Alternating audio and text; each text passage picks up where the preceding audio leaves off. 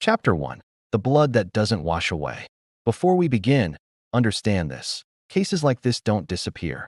They wait, they breathe, and they resurface when you least expect it. If you crave the truth buried beneath lies, subscribe, like, and stay close, because this one will crawl under your skin. The rain came down in sheets the night they found the body. Highway Patrol had already shut down the overpass when Detective Elena Marquez arrived. Red and blue lights reflected off the wet asphalt, flickering like a pulse. Below the bridge, half submerged in a drainage canal swollen from the storm, a silver sedan rested nose down in black water. At first glance, it looked like a tragic accident.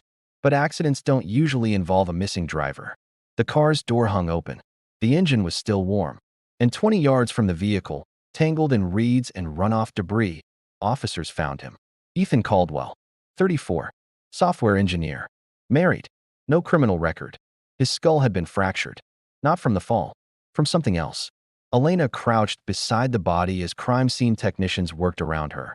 The rain threatened to erase everything. Footprints, fibers, trace evidence.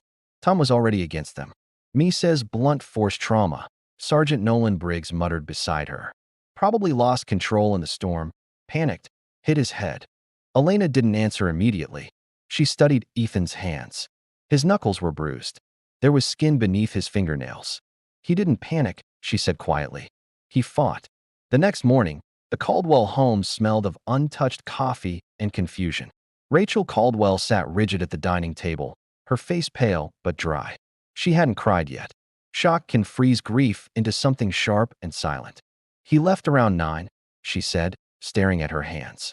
Said he was meeting someone from work. What was the meeting about? Elena asked gently. Rachel hesitated. He didn't say. Ethan's been stressed lately. Something about internal security issues. Ethan worked for ArcLight Dynamics, a private tech firm specializing in data encryption systems for government contracts. Did he mention a name? Elena pressed.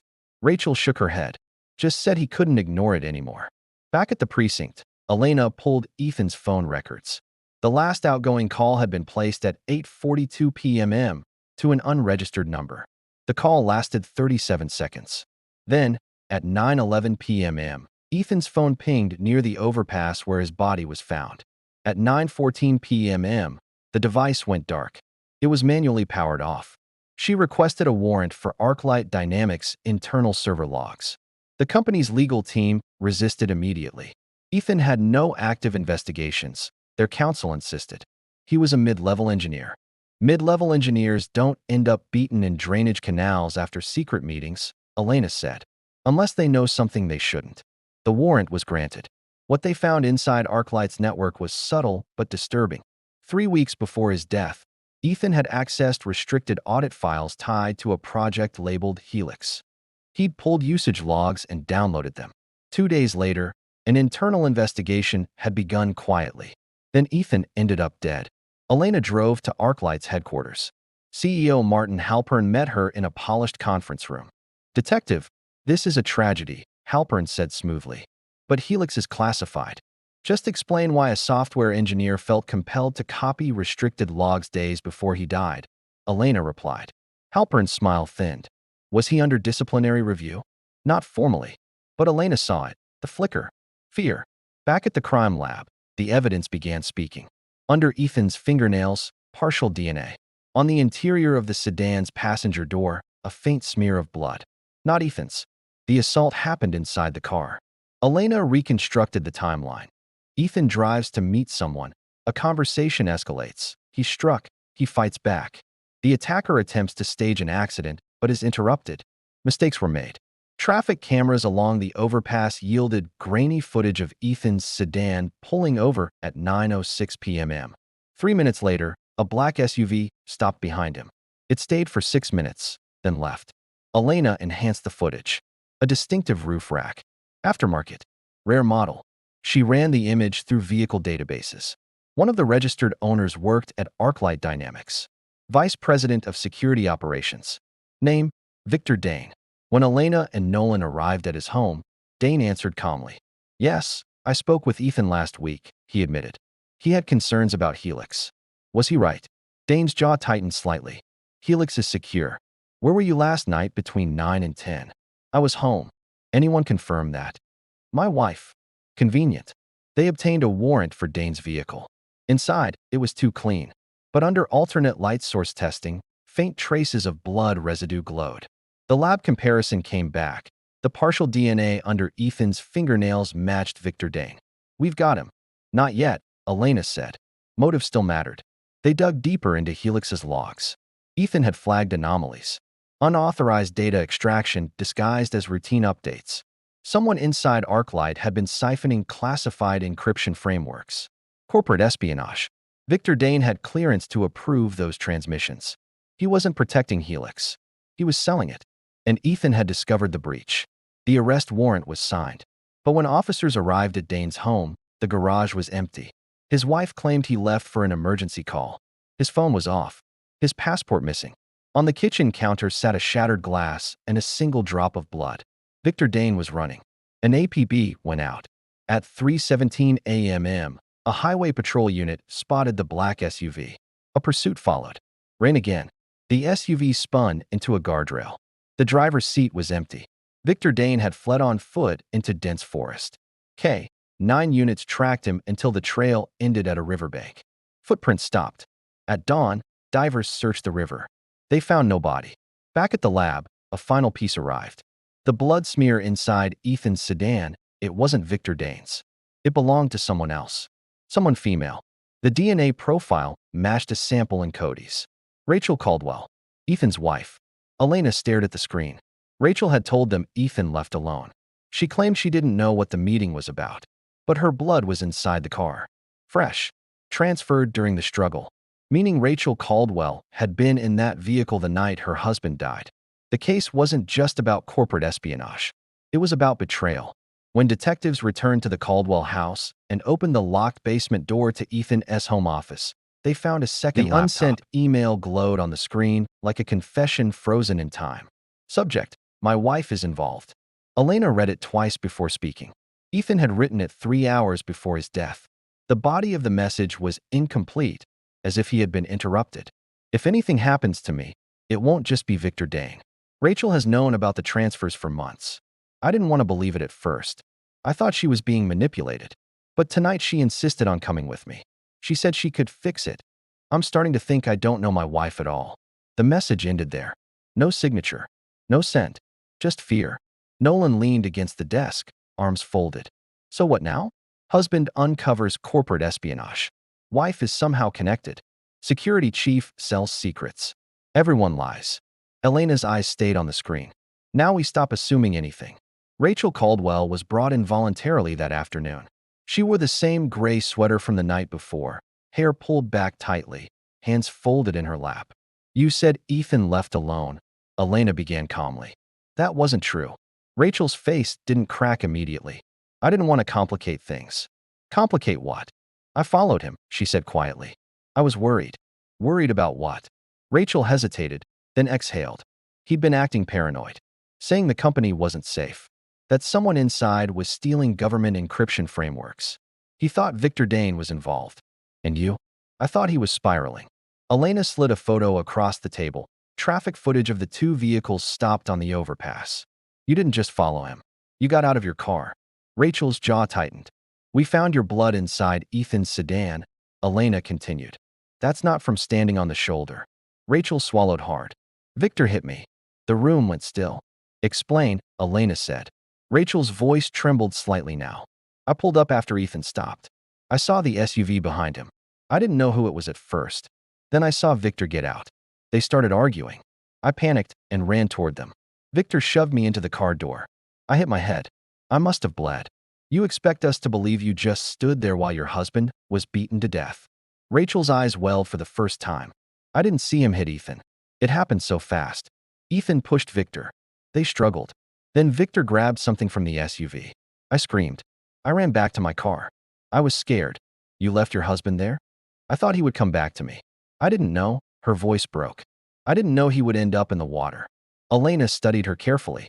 Trauma leaves patterns, shaking hands, fragmented recall, inconsistent timelines. Rachel's story wasn't clean, but it wasn't impossible. Still, something didn't align. If Victor killed Ethan, Elena said. Why run? He could have staged the accident better. Rachel's eyes flickered at that. Maybe he panicked, she whispered. Maybe. But Elena had seen panic before. This case felt orchestrated. The search for Victor Dane intensified. Dive teams expanded the grid along the riverbank. Thermal drones scanned dense forest. But no body surfaced. No clothing caught in debris. Victor had vanished. And men with $2.3 million in offshore payments don't usually drown quietly. Forensics continued peeling back layers. Rachel's phone records showed something she hadn't mentioned. She had been in contact with Victor directly multiple times over the past 6 months. Encrypted messaging app. Deleted conversations. Why didn't you tell us you knew him personally? Elena asked during the second interview. Rachel looked exhausted now. Less controlled. He approached me first, she said. At a company event. Said Ethan was digging into things he didn't understand. Said it could cost him his job. And you believed him? I believed he could protect us. Protect. There it was. What did he offer you? Elena asked quietly. Rachel's silence stretched too long. Then she said it. Money. The room shifted. Victor Dane hadn't just been selling Helix encryption externally. He'd been bribing internally. Rachel admitted Victor had approached her with an arrangement. Convince Ethan to drop his concerns, discourage further access to Helix logs, and in return, she'd receive a percentage of the offshore transfers. I never touched the money, she insisted. He said it would be wired to a trust. I never even saw the account. But you knew. Rachel nodded slowly. At first, I told myself it wasn't real, that Ethan was exaggerating. Then Victor showed me numbers, contracts, projections. He said if Ethan exposed it, Arclight would collapse. We'd lose everything. So you tried to stop your husband. I tried to protect him. By lying. Rachel's composure cracked. By keeping him alive.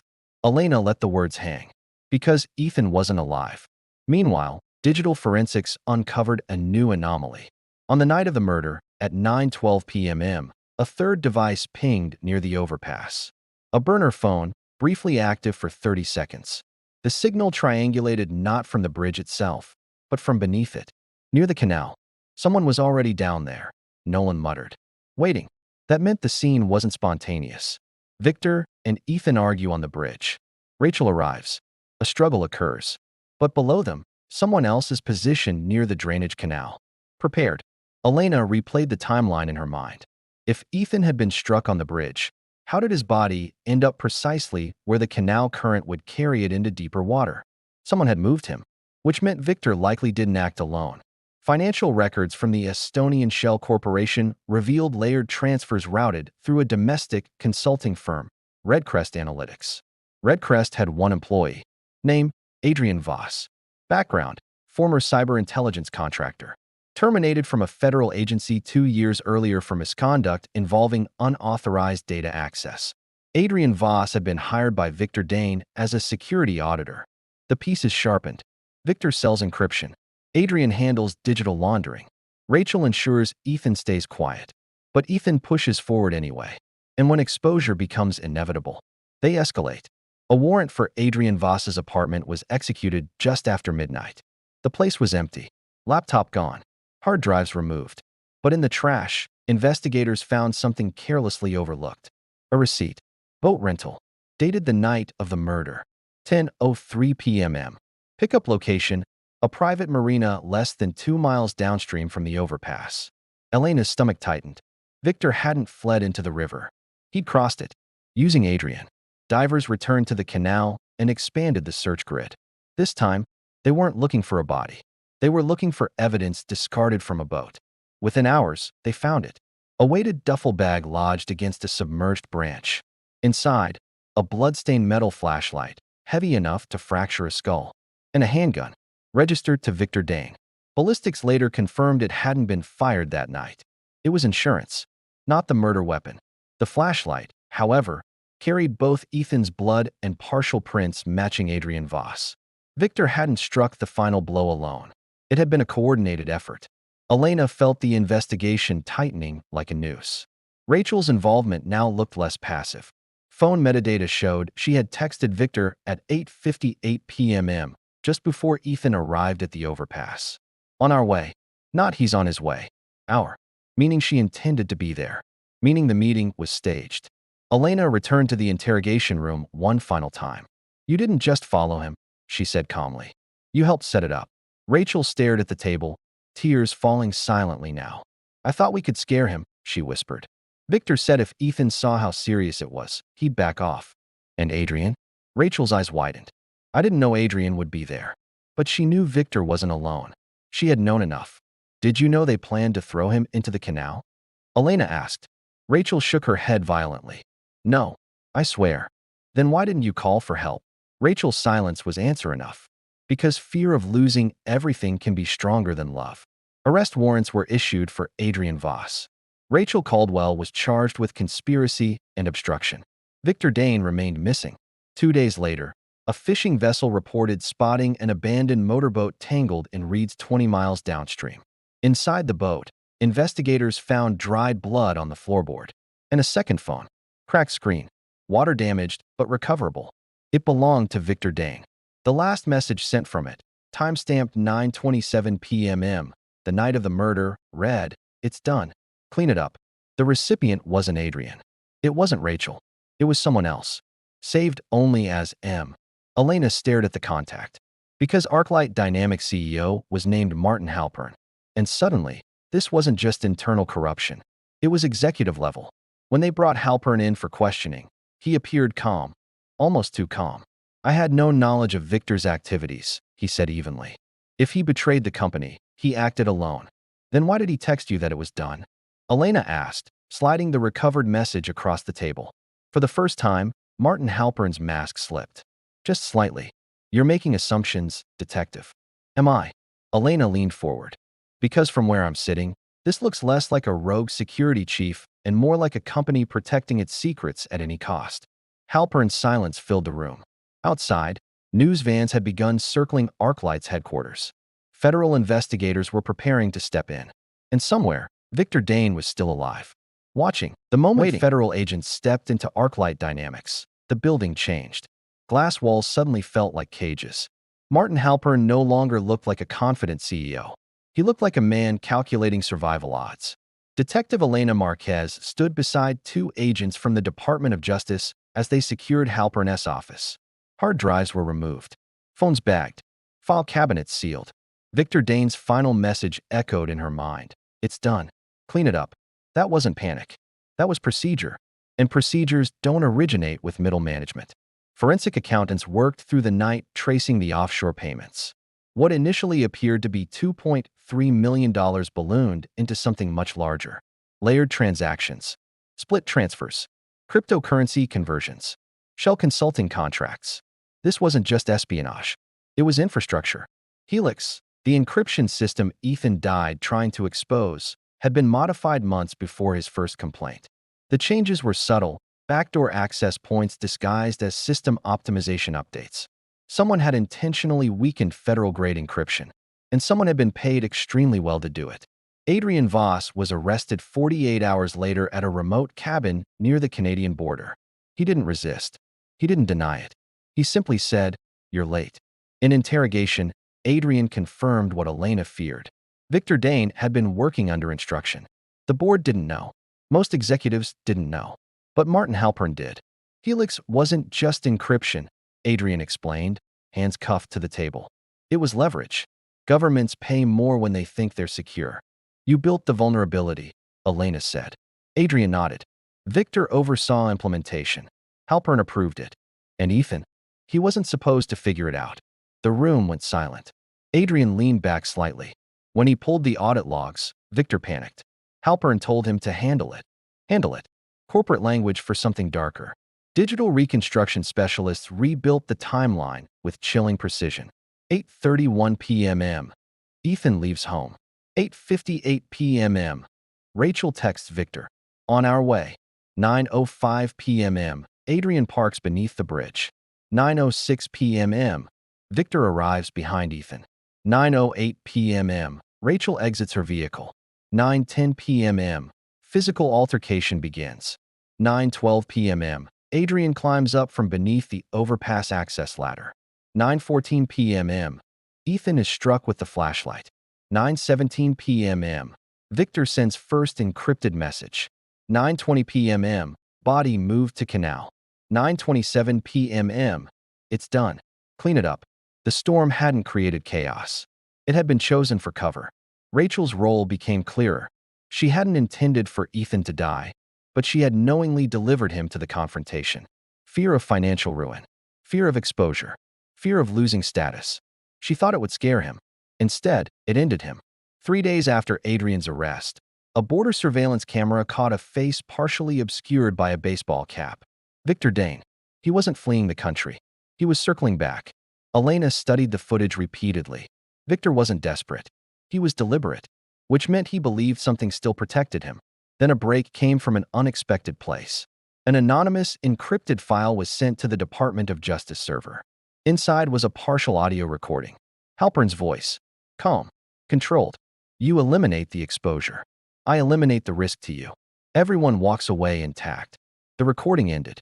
Metadata traced the upload to a public library in a small town south of the city.